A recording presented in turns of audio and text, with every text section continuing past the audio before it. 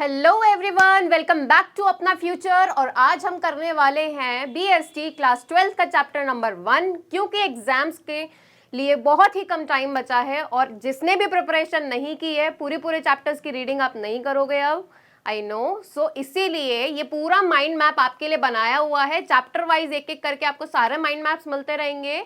इस वीडियो को एंड तक देखना सो दैट आपका पूरा का पूरा चैप्टर हमने एक ही पेज में माइंड मैप के थ्रू आपको एक्सप्लेन करने के लिए प्रिपेयर किया है, राइट। सो आज हम शुरू करेंगे सबसे पहले चैप्टर नंबर 1 से, जो कि है हमारा nature and significance of management. तो सबसे पहले ये देख लेते हैं nature and significance of management का मीनिंग क्या होता है। सबसे पहले मीनिंग पे आ जाते हैं, ऑलराइट,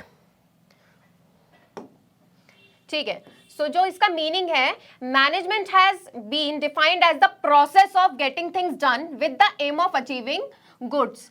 तो the process of getting things done, किसी भी काम को करवाना है हमें ताकि एक पर्टिकुलर गोल हम अचीव कर सकें, दैट इज मैनेजमेंट, ठीक है। अब जो हमें काम करवाना है, for that we need certain process. उस काम को कराने के लिए कुछ प्रोसेस होते हैं और कुछ लोग हमें जरूरत लगती है, ठीक है। तो वो चीजें सब मिला करके एक मैनेजमेंट बनता है और एक पर्टिकुलर गोल अचीव करते हैं हम बिजनेस का, right, for achieving a particular goal. अब इसके फीचर्स पे आ जाता है, फटाफट करेंगे, ज्यादा टाइम नहीं लेंगे क्योंकि सारे चैप्टर्स कवर करने हैं, तो जल्दी जल्दी देखेंगे, राइट सब। अब मैनेजमेंट के फीचर्स क्या क्या होते हैं। Management is intangible force, management is goal oriented process. पहले तो इंटेंजिबल फोर्स है, पहले तो हम उसे टच नहीं कर सकते, कोई ऐसी फिजिकल एग्जिस्टेंस वाली वस्तु नहीं है कि जिसे हम टच कर सके, राइट। दूसरा था हमारा गोल ओरिएंटेड प्रोसेस। मैनेजमेंट हम तभी करते हैं जब हमें कोई एक गोल अचीव करना होता है एंड उससे रिलेटेड हमारे जो ऑब्जेक्टिव्स होते हैं वो फुलफिल करने होते हैं, राइट। कोई भी काम हम तब करते हैं जब हमारा कोई उद्देश्य होता है, इसीलिए मैनेजमेंट होता है, क्योंकि हमारा कोई गोल है, राइट। गोल ओरिएंटेड प्रोसेस है हमारा मैनेजमेंट।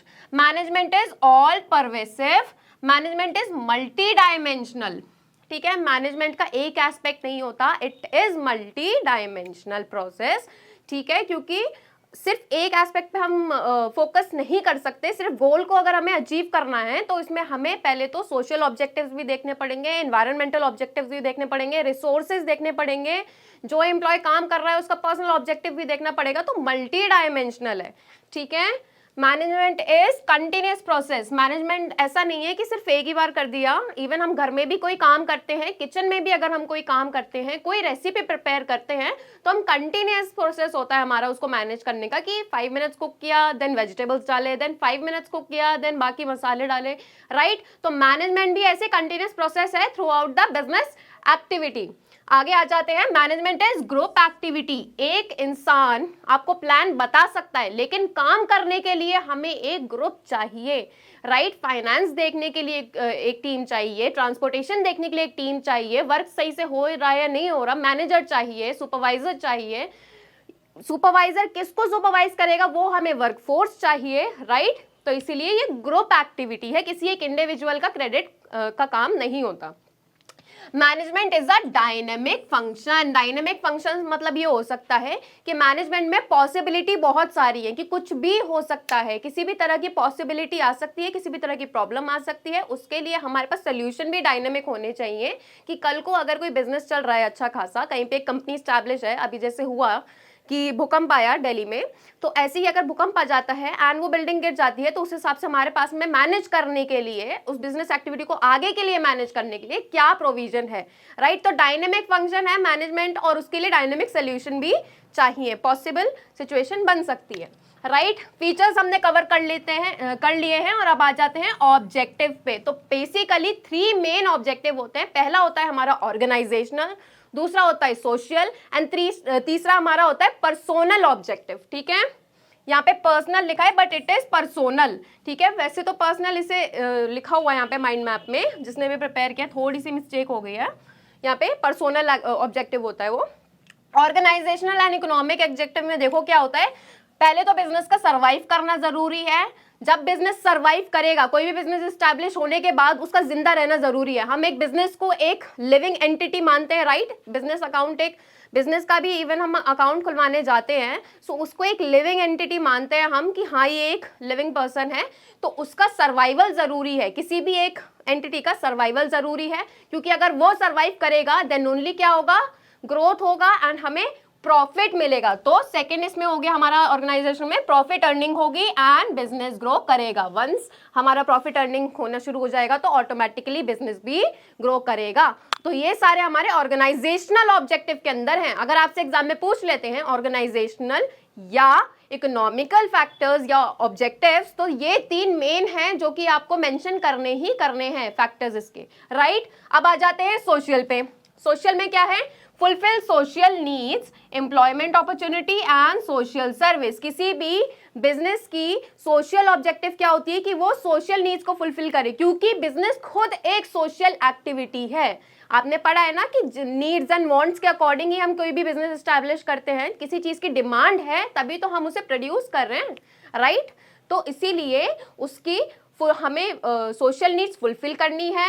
सोशल नीड फुलफिल करेंगे, कोई भी बिजनेस एस्टैब्लिश करेंगे तो एम्प्लॉयमेंट अपॉर्चुनिटी तो जनरेट करेंगे ही ऑफ कोर्स, एंड इससे क्या होगा, लोग कमाएंगे, उनके घर बार चलेंगे, जो कि ये एक सोशल सर्विस के अंदर हमारा आ जाएगा। ये हमारे सोशल ऑब्जेक्टिव्स यहाँ खत्म, कवर।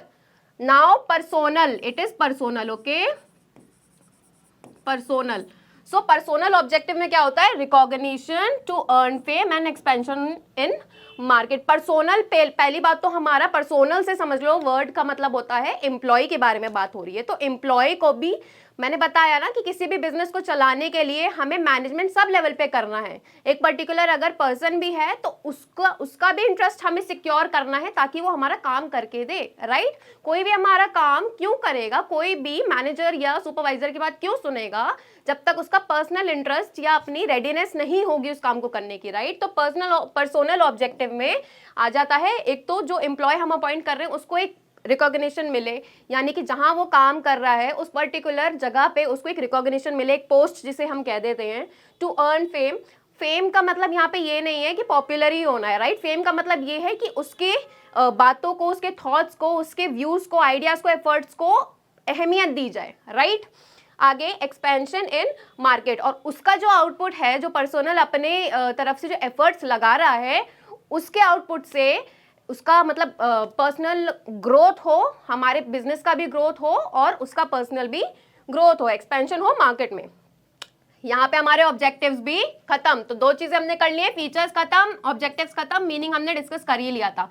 अब आ जाते हैं इंपॉर्टेंस पे। Why management is important, management helps in achieving group goals. तो मैनेजमेंट जो है वो अचीव करने में क्या करता है, मतलब हेल्प क्या करता है, ग्रुप गोल ऑब्जेक्टिव जो होते हैं हमारे उनको अचीव करने में हेल्प करता है। हम सही से काम को अगर मैनेज करेंगे और ग्रुप को पता होगा कि काम कैसे मैनेज हो रहा है, किसका काम क्या है, सबको अपने काम की नॉलेज होगी कि किस किस को क्या क्या करना है, तो उस हिसाब से हमारी मैनेजमेंट अच्छी जाएगी, राइट।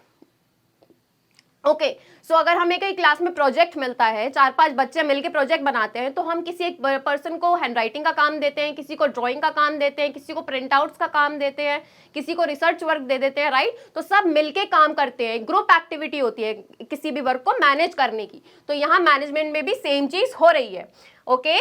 सेकेंड हो गया हमारे इंपॉर्टेंसेस, इट इंक्रीजेस एफिशिएंसी। मैनेजमेंट की वजह से एफिशिएंसी भी बढ़ती है, यानी कि टाइम से काम होगा और एक अच्छी क्वालिटी में काम आगे बढ़ेगा। जब सब अपने अपने काम पे फोकस करेंगे, कोऑर्डिनेट करके चलेंगे, तो उस हिसाब से वर्क भी उतना बेटर आउटपुट देगा, right. Management creates dynamic organization, यानी कि मैनेजमेंट जो है एक ऑर्गेनाइजेशन को छोटा एकदम बाइंडेड या रिजिड बना के नहीं रखता, डायनेमिक बनाता है, क्योंकि वहां पे लोग अपने अपने एफर्ट्स डालते हैं, अपने स्किल्स के थ्रू, अपने आइडियाज एंड थॉट्स के थ्रू काम को और क्रिएटिव बनाते हैं, डायनेमिक बनाते हैं, right. Management helps in development of society. Management जितना अच्छा होगा सोसाइटी का डेवलपमेंट उतना अच्छा होगा। फॉर एग्जाम्पल हमने यहाँ पे पढ़ा था इकोनॉमिक ग्रोथ होती है ऑर्गेनाइजेशनल ऑब्जेक्टिव में। तो अगर कोई कंपनी अच्छी चल रही है, वो कंट्री को उतना सर्व कर रही है, एम्प्लॉयमेंट भी जनरेट कर रही है, प्रॉफिट भी जनरेट कर रही है, सो ऑफकोर्स सीधी सी बात हो गई कि वो डेवलपमेंट तो कर रही है सोसाइटी का। तो यहाँ मैनेजमेंट का रोल आ जाता है कि वो इसलिए इंपॉर्टेंट है। इंपॉर्टेंस भी खत्म। अब आ जाते हैं नेचर ऑफ मैनेजमेंट पे। तो नेचर ऑफ मैनेजमेंट में भी 3 हमारी ब्रांचेस है, management as art, management as a science and management as profession. अब management as art, as an art क्या है, राइट? तो एग्जिस्टेंस ऑफ थ्योरेटिकल नॉलेज, किसी भी काम को करने की एक थ्योरेटिकल नॉलेज होनी चाहिए। आपको पता होना चाहिए कि जिस फील्ड में आप काम कर रहे हैं उस फील्ड की क्या वैल्यू है या क्या पर्टिकुलर थिंग है। फॉर एग्जांपल आप क्लोथ्स का काम कर रहे हैं तो आपको क्लोथ्स की क्वालिटी पता होनी चाहिए, वैरायटी ऑफ क्लोथ्स पता होना चाहिए, सिल्क है, कॉटन है, क्या है, राइट? तो उस हिसाब से थ्योरेटिकल नॉलेज होनी चाहिए बिजनेस की, ठीक है? पर्सनलाइज्ड एप्लीकेशन, आपने उसको खुद अपनी लाइफ में एप्लीकेबल करके देखा होना चाहिए, आपको एक्सपीरियंस होना चाहिए उसके यूसेज का। फॉर एग्जाम्पल अगर आपने कभी वुलन क्लोथ्स ही नहीं पहने, आप उसका बिजनेस कैसे करोगे? आपको क्या पता कि कहाँ वुलन क्लोथ्स की डिमांड ज्यादा है, राइट? हिली एरियाज में वुलन क्लोथ्स की डिमांड ज्यादा है, लेकिन अगर आप ऐसे ही फिर डेजर्ट एरिया में बेचने लग जाओ वुलन क्लोथ्स, तो वहां पे उतनी डिमांड नहीं होगी जितनी हिली एरियाज में रेगुलर उसमें होती है। Based on practical and creativity, sorry based on practice and creativity. तो काम आपने ये सोचा, आपने ये सुना तो होगा कि practice makes a man perfect, वही वाली चीज है, practice makes a person perfect, I would say. And based on practice and creativity, तो काम को जितना क्रिएटिव करोगे, जितनी प्रैक्टिस करोगे, बेसिकली इवन हम जब हैंडराइटिंग में शुरू करते हैं लिखनी, तो पहले हम पेंसिल को पकड़ना कैसे, हम पहले तो 1-1.5 महीना बच्चे को यही समझाने में लग जाता है कि बेटा पेंसिल ऐसे पकड़ो, राइट? पेंसिल ऐसे पकड़ो तो राइटिंग एकदम फ्लो में आएगी। तो जब इंसान खुद उस चीज की प्रैक्टिस करने लगता है तो अपनी क्रिएटिविटी ऐड ऑन करना शुरू कर देता है, तो वो हमारा मैनेजमेंट एज आर्ट में आ जाता है। ये topic finish. Now we are coming on to management as science, okay? Systematized body of knowledge. So management क्या है? एक सिस्टमेटाइज्ड बॉडी ऑफ नॉलेज होना चाहिए। ऐसा नहीं कि तुम बिल्कुल ही अनरियलिस्टिक गोल्स लेकर के चल रहे हो, ऑर्गेनाइजेशन को बोल रहे हो कि ये इंप्लीमेंट करो, ऐसा नहीं होना चाहिए। जो प्रूवन है, प्रैक्टिकली एप्लीकेबल है, ऐसे आपके objectives and goal and vision होना चाहिए जो कि आप मैनेजमेंट में अप्लाई करेंगे, राइट? आगे principle based on experiments, okay? So जिस चीज की एग्जिस्टेंस है, जिस चीज पे एक्सपेरिमेंटेशन हो रखी है, जिस चीज की वैलिडिटी है, वो चीज मैनेजमेंट में एप्लीकेबल होनी चाहिए, मैनेजमेंट एज अ साइंस में, okay? Universal validity of principle, वही हम तीनों में वही डिस्कस कर रहे हैं कि वैलिडिटी इज इंपॉर्टेंट, बट ये 3 हेडिंग्स आपको याद करनी बहुत जरूरी है, क्योंकि एग्जाम में आप लिखेंगे थ्योरी क्वेश्चंस में, तो आपको ये 3 हेडिंग्स बना के अलग से आपको management as a science explain करना पड़ेगा, right? Management as a science be finish. Now we are coming on to management as a profession. Management as a profession क्या है? Defined body of knowledge, okay? So एक second, okay, यहाँ पे थोड़ा सा ये डिलीट हो गया है, यहाँ पे कुछ वर्ड था, आगे देख लेते हैं। Defined body of knowledge. तो प्रोफेशन में क्या होता है कि कोई भी इंसान किसी भी काम को करने के लिए पहले उसकी स्किल डेवलप करता है अपने अंदर। फॉर एग्जांपल अगर कोई मैकेनिक भी है तो पहले वो किसी गैरेज में वो स्किल सीखता है किसी के अंदर, राइट? उसके बाद ही वो उस काम को खोल सकता है या कर सकता है, राइट? तो उसकी पर्टिकुलर नॉलेज होनी चाहिए प्रोफेशन को बनाने के लिए। उसकी नॉलेज हमारे पास में बेसिक नॉलेज होनी चाहिए कि हमें काम क्या करना है ताकि हम काम को मैनेज कर पाए, राइट? आगे professional association not fully present.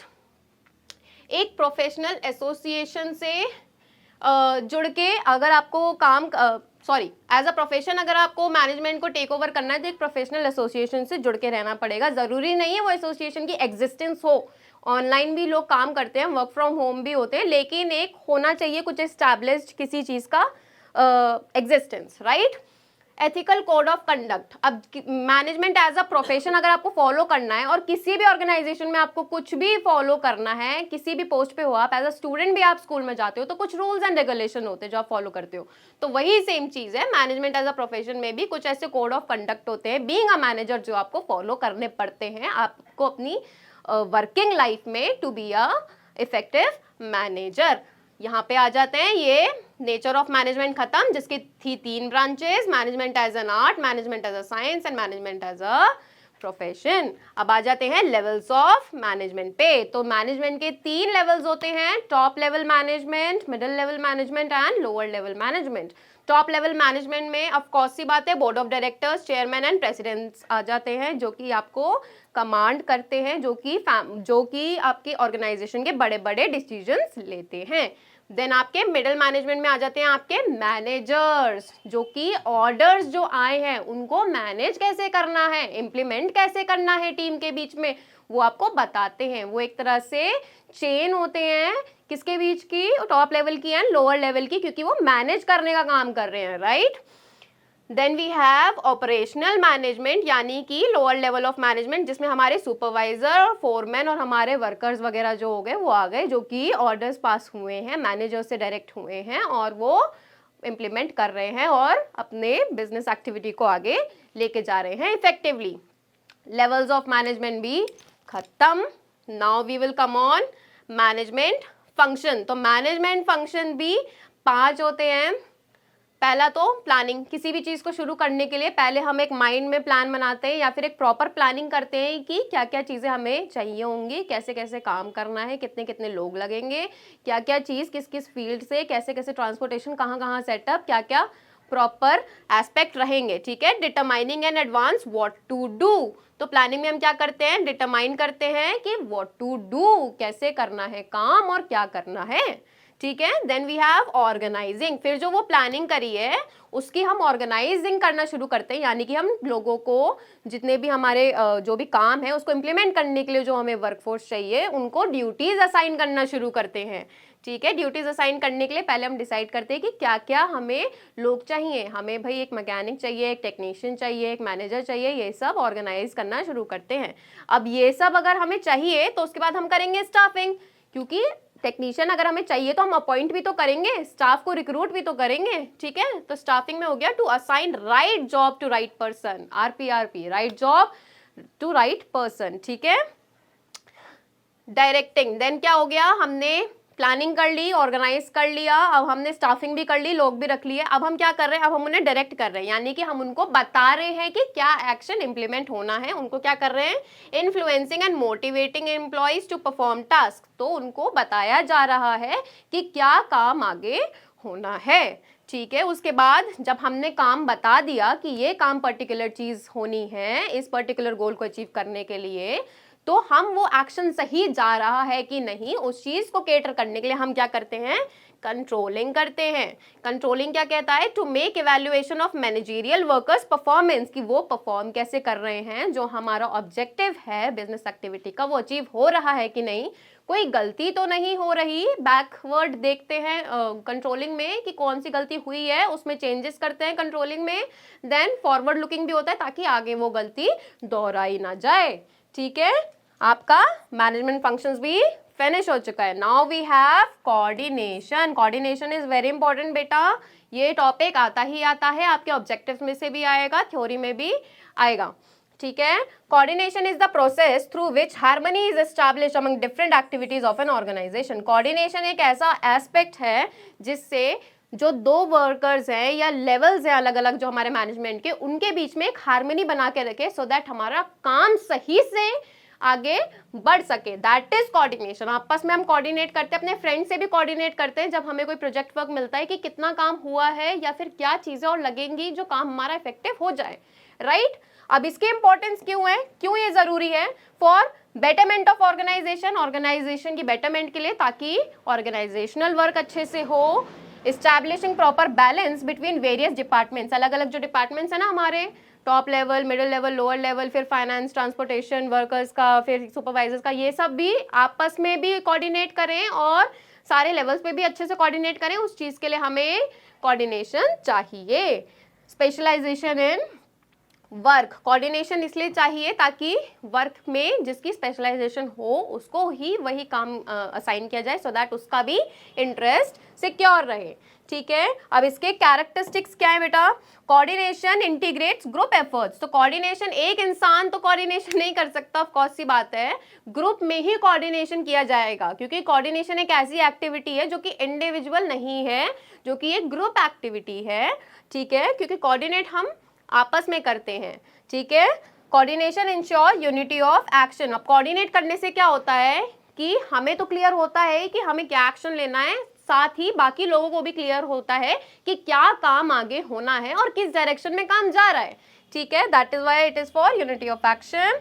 It is a continuous process, क्योंकि मैनेजमेंट एक कंटिन्यूस प्रोसेस है तो कोऑर्डिनेशन भी एक कंटिन्यूस प्रोसेस है। पता होना चाहिए ना कि काम कहाँ तक आगे बढ़ा, तो उस चीज के लिए हम आपस में कोऑर्डिनेट करते हैं कि काम कहाँ तक पहुंचा, उस हिसाब से नेक्स्ट स्टेप लिया जाए। ठीक है, and it is responsibility of all managers, यानी कि कोऑर्डिनेशन को मेंटेन करने की सारे मैनेजर्स की रिस्पॉन्सिबिलिटी होती है, इवन वर्कर्स की भी होती है, और सभी चीज़ों को जोड़ के रखने की रिस्पॉन्सिबिलिटी कोऑर्डिनेशन उठाता है। That is why coordination is also very important aspect, और ये इंपॉर्टेंट है, इससे एग्जाम में क्वेश्चन आएगा ही आएगा। सो इसी के साथ आपका चैप्टर 1 खत्म होता है। एग्जाम की तैयारी जारी रखो, जल्दी जल्दी वीडियोस देखो और अपने कंसेप्ट्स क्लियर करो।